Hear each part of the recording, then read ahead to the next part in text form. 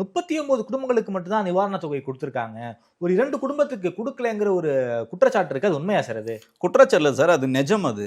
இந்த 2 குடும்பங்கள் யாருன்னு பார்த்தீங்கன்னா, சிபிஐ வழக்கு கேட்டு உச்சநீதிமன்றத்துக்கு போனவங்க. ஆனா அவங்களா போகவே இல்ல. ஓகே. அந்த பையன வந்து பறிகொடுத்த அம்மா வந்து சின்ன வயசுலயே அவங்க தகப்பனார் வந்து விட்டு போயிட்டாரு. அவங்க வந்து கணவனால் கைவிடப்பட்டவங்கன்னு வந்து சர்டிஃபிகேட்டே ஆமா. வச்சிருக்காங்க.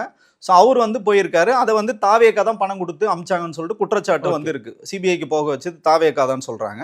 இன்னொருத்தர் பார்த்தீங்கன்னா, அவங்க பையனுக்கு அரசாங்க வேலை வாங்கி தரணும்னு ஒரு அதிமுக நிர்வாகி வந்து அவங்க கிட்ட கையெழுத்து வாங்கியிருக்காரு. அவருக்கே தெரியாம ஓகே. சுப்ரீம் கோர்ட் போயிருக்காங்க. ஸோ இந்த 2 குடும்பங்கள் வந்து இவங்களுக்கு எதிரா செயல்படுறாங்கன்னு இவங்களே நெனச்சுக்கிட்டு அந்த 2 குடும்பத்துக்கும் இன்னைக்கு வரைக்கும் பணம் குடுக்கல. ஓ.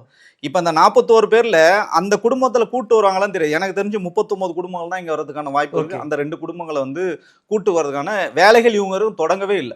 ஓகே. அந்த 2 குடும்பத்துக்கு இவங்க வந்து நிவாரணத் தொகை குடுக்கவே இல்ல. குடுக்க போறதும் கிடையாது. ஏன்னா அவங்க எங்களுக்கு எதிரா இருக்காங்கங்கிற ஒரே விஷயத்துக்காக குடுக்க மாட்டாங்க. ஆமா, குடுக்க போறது இல்ல சார். என்ன இன்னைக்கு வரைக்கும் அவங்க எந்த விதமான ப்ராசஸும் பண்ணல சார். அவங்க என்ன மனநிலை சார் இது? அதான் சொல்றேன் சார். நீங்க தான் சார் இப்ப மன்னர் மணலில் இருக்கீங்க. ஒரு மன்னர் எதிர்த்து நீங்க பேசுனீங்கன்னா, தலை வந்து உங்க தலை வந்து கொய்யப்படும்னு சொல்லுவாங்க. தலை வந்து சீவிடும்னு சொல்லுவாங்க. அந்த மாரி உங்களுக்கு எதிரா யார் இப்ப நாங்க பேசுறோம் சார். நியாயத்த வந்து பேசுறோம்.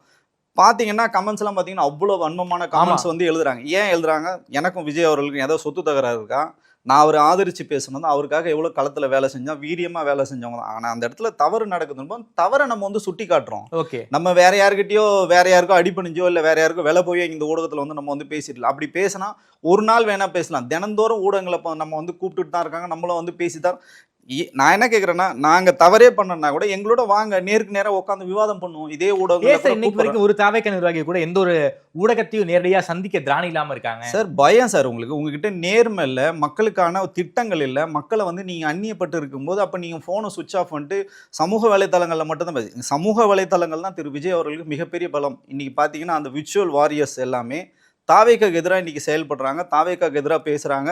கெட் அவுட் புசின்னு சொல்லிட்டு இன்னைக்கு போடுறாங்க சார். அது பாத்தீங்கன்னா அதே உட்கட்சி பூசல் தான். இப்ப அங்கேயே என்ன பாத்தீங்கன்னா யார் இடத்த யார் பிடிக்கிறதுன்ற போட்டி நடந்துட்டு இருக்கு. புசிக்கு எதிராக இந்த வேலையை யார் பண்ணிக்கிட்டு இருக்கா கட்சிக்குள்ளார? ஆதவர்ஜுனா தான் பண்றாரு. அவங்களோட வாய்ஸ் ஆஃப் காமன் தான் இதெல்லாம் பண்றாங்க. டிவிக்கு ஐடியில பாத்தீங்கன்னா அவங்க தான் எல்லாமே எழுதுறாங்களேன்னு டிவிக்கு பாவம் உண்மையிலே அந்த பேரை யூஸ் பண்ணி விர்ச்சுவல் வாரிஸ் பேரை யூஸ் பண்ணி அந்த பசங்களாம் எதுவுமே எழுதல. இவங்க தான் எழுதுறாங்க அதெல்லாம். ஆதவுடைய ஐடி விங் வந்து ஒரு மிகப்பெரிய அளவுல ஆனந்துக்கு எதிராக ஒரு காய் நகரத்துல பண்ணிக்கிட்டு இருக்காங்க.